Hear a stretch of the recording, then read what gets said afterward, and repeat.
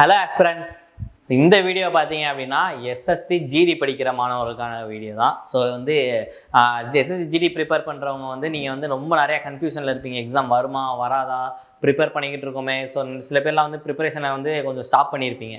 அதனால் கண்டிப்பாக எக்ஸாம் கண்டிப்பாக நடக்கும். அதனால் அதில் எந்த மாற்றமே கிடையாது. எக்ஸாம் கண்டிப்பாக நடக்கும். ஸோ ப்ரிப்பரேஷனை என்றைக்குமே நீங்கள் ஸ்டாப் பண்ணிடாதீங்க.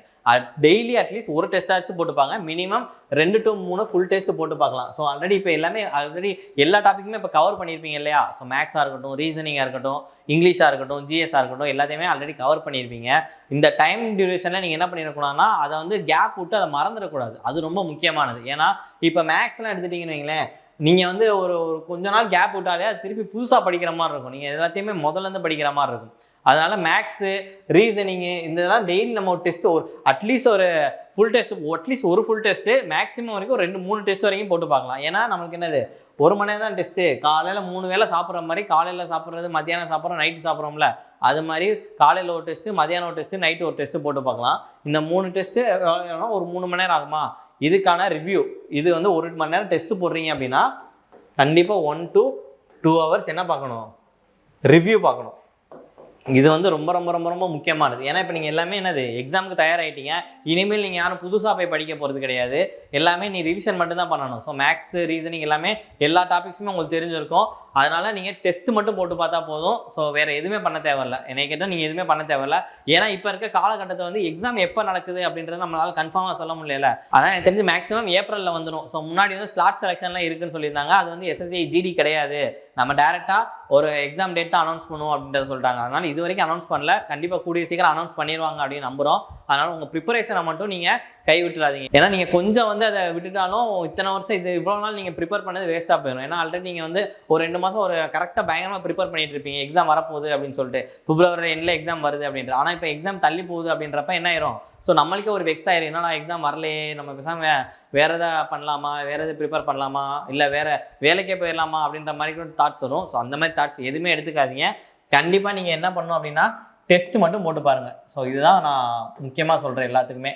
ஸோ நீ கண்டிப்பாக, ஏன்னா டெஸ்ட்டு போட்டோம்னா நம்ம டாப்பிக்கை கொஞ்சம் டெய்லி ரிவிஷன்லேயே வச்சுருப்போம், நம்ம கையிலே வச்சுருப்போம். ஒரு ரீசனிங் எடுத்துட்டிங்க அப்படின்னா அனாலஜியாக இருக்கட்டும், இல்லை கோடிங் டீகோடிங்காக இருக்கட்டும், நம்பர் சீரிஸ், பிளட் ரிலேஷன், இதெல்லாம் உங்களுக்கு அப்படியே கையிலே வச்சுருந்தா அப்படின்னா நீங்கள் டெஸ்ட்டு போட்டு பார்க்குறது தான் இருக்கும். ஓகேவா?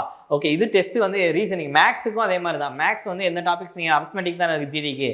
அப்போ நம்ம profit and loss, percentage, ratio இதெல்லாம் நீங்கள் டெஸ்ட்டு போட்டுட்டு நீங்கள் கண்டிப்பாக டெஸ்ட்டில் 160 மார்க்ஸ் இருக்குது அப்படின்னா கண்டிப்பாக எல்லாருமே என்னது 100 to 110+ வச்சுருந்தோம் அப்படின்னா எதை பற்றியுமே கவலைப்பட வேண்டியதில்லை. சில பேர் 80 வச்சுருப்பாங்க, ஒரு 90 வைக்கணுவாங்க, ஒரு 95 இந்த மாதிரி வைப்பாங்க. சில பேர் ப்ரீவியஸ் இயர் கொஸ்டின் போடுறப்ப ஒரு 100, 110 வருது, ஆனால் லைவ் டெஸ்ட் போட்டு பார்க்குறப்ப எனக்கு இவ்வளோ தான் வருது அப்படின்னு இருப்பாங்க. இது எல்லாத்துக்குமே ஒரே சொல்யூஷன், நீங்கள் டெஸ்ட்டு போட்டுட்டு அதை ரிவ்யூ பார்க்குறது மட்டும்தான். ஸோ இந்த ரிவ்யூ அப்படின்றது எப்படி பார்க்கணும் அப்படின்னா, நீங்கள் ஒவ்வொரு செக்ஷனாக நீங்கள் போட்ட கொஸ்டினும் சரி, போடாத கொஸ்டினும் சரி, ரெண்டையுமே தான் ரிவ்யூ பார்க்கணும். ஏன்னா நீங்கள் சில நேரங்களில் போடுறப்ப நீங்கள் சும்மா கூட ஃப்ளூக்கில் போட்டிருப்பீங்க, இல்லை ஏதாச்சும் வேற ஒரு கான்செப்ட் வச்சு போட்டிருப்பீங்க. கான்செப்ட் நல்லா தெரிஞ்சிச்சு அப்படின்னா சொல்யூஷனை நம்மளே உருவாக்கலாம். அந்த சொல்யூஷன் தான் இருக்கணும் அப்படின்னு அவசியம் இல்லை. ஸோ அவங்க பெருசாக சொல்யூஷன் கொடுத்துருந்தாலும் நம்ம அதை 2 ஸ்டெப்பில் எப்படி போடுறது அப்படின்றதையும் தெரிஞ்சுக்கலாம். ஓகேவா? ஸோ இந்த மாதிரி மார்க்ஸ் கம்மியாக இருக்குது அப்படின்னு நினைக்கிறவங்க கண்டிப்பாக ரிவ்யூ பாருங்கள். ரிவ்யூ ரொம்ப ரொம்ப ரொம்ப முக்கியமானது. ஏன் அப்படின்னா இங்கிலீஷ் எல்லாம் எடுத்துக்கிட்டிங்கன்னு வைங்களேன், இந்த 1 word சப்ஸ்டியூஷன், இடியம்ஸ் அப்படின்லாம் நம்ம தனியாக உட்காந்து படிக்க முடியாது இனிமேல்.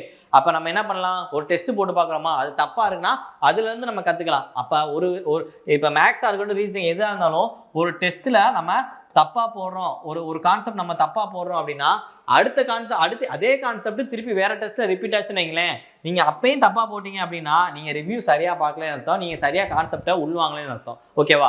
அப்போ ஒரு டைம் தப்பு பண்ணுறீங்க, ஒரு டெஸ்ட்டில் ஒரு டைம் தப்பு பண்ணுறீங்க அப்படின்னா அந்த தப்பை எக்காரணத்துக்கு கொண்டு திருப்பி ரிப்பீட் பண்ணக்கூடாது. ஸோ அதுதான் ஆக்சுவலாக ரிவ்யூ பார்க்குறதுக்கான மெத்தட். ஒரு கொஸ்டின் நீங்கள் ஒரு மெத்தடில் நீங்கள் பார்க்குறீங்க அப்படின்னா அந்த கொஸ்டினுக்கான மெத்தடை நீங்கள் திருப்பி எந்த மாதிரி சம்ஸ் கேட்டாலும் அதை நீங்கள் போடணும். அதுதான் ரிவ்யூ பார்க்குறது. அதுக்கு லேட்டானா பரவாயில்ல, ஒன்றும் பிரச்சனை இல்லை. ஏன்னா நம்மளுக்கான டைம் பார்த்திங்கன்னா இன்னும் எக்ஸாம் அனௌன்ஸ் பண்ணல, இன்னும் டைம் இருக்குது. நீங்கள் டெஸ்ட்டு போட்டுட்டு அந்த டெஸ்ட்டுக்கான ரிவ்யூஸ் மட்டும் பார்த்தாலே போதும். இதுக்கு மேக்ஸு, ரீசனிங், இங்கிலீஷ், ஜிஎஸை பொறுத்த வரைக்கும் நம்ம பெருசாக இதுக்கும் மெனக்கட்டு இருக்க மாட்டோம். அதனால் ஒரு டெஸ்ட்டு போடுறதுலேயே நம்ம ஜிஎஸை படிச்சுக்கலாம். அதே மாதிரி ரீசனிங், மேக்ஸு, இங்கிலீஷ் இது 3ஐயும் நீங்கள் நல்லா கையில் வச்சுக்கோங்க. ரீசனிங்லாம் கண்டிப்பாக 20க்கு 20 போடலாம், மேக்ஸ்லாம் கண்டிப்பாக 20க்கு 20 போடலாம். நிறைய பேர் போடுறதும் செஞ்சுருக்காங்க. ஓகேவா? ஸோ ஃபஸ்ட்டு இந்த 3 டெஸ்ட்டை எப்படி பிரித்து போடலாம் அப்படின்னா, ஒரு டெஸ்ட் கண்டிப்பாக ப்ரீவியஸ் இயர் கொஸ்டின். ஸோ 2025ஓட ப்ரீவியஸ் இயர் கொஸ்டின் கண்டிப்பாக இந்த 3 டெஸ்ட், நான் 3 டெஸ்ட் போடுறவங்களை சொல்கிறேன். நான் மொத்தமே ஒரு டெஸ்ட் தான் போட போகிறேன் அப்படின்னா நீங்கள் ப்ரீவியஸ் இயர் கொஸ்டின் மட்டும் கூட போடுங்க, ஒன்றும் பிரச்சனை இல்லை.